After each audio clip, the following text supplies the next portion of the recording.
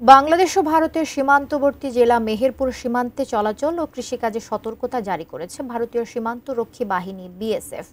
Border guard Bangladesh বিজিবিও সোমবার বিকেল থেকে সীমান্ত এলাকায় চলাচল সীমিত করেছে। ফলে উদ্বেগের পাশাপাশি ফসল ঘরে তোলা নিয়ে বিপাকে পড়েছেন কৃষকরা। এ বিষয়ে মেহেরপুর থেকে বিস্তারিত জানিয়েছেন জুলফিকার আলী কানন। আমি এখন দাঁড়িয়ে আছি মেহেরপুরের সীমান্তবর্তী কাথলি গ্রামে।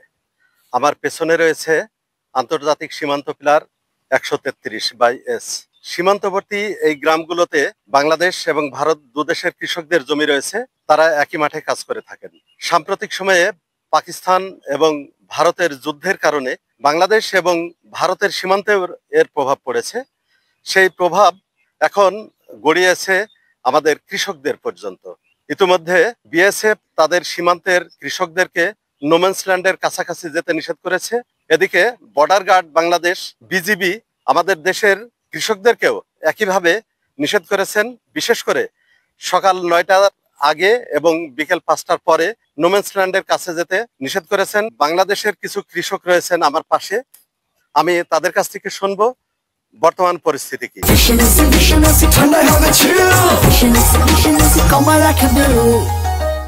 সকাল 9টা বা 5টা না, আমাদের উভয় টাইমেই নিষেধ করেছে যে জিরো পয়েন্টে যাওয়া যাবে না, কারণ দেশের এখন পরিস্থিতি খারাপ। হয়তো তারা কোনো কারণে একটা ছোট জিনিস নিয়ে তারা ইস্যু করে দেখা যাচ্ছে তারা গোলাগুলি করতে পারে। ধন্যবাদ। বাংলাদেশে আমি সীমান্ত বর্ডার গার্ডের সাথে কথা বলেছি, তারা জানিয়েছেন সীমান্তে বর্তমান ভালো পরিস্থিতি রয়েছে।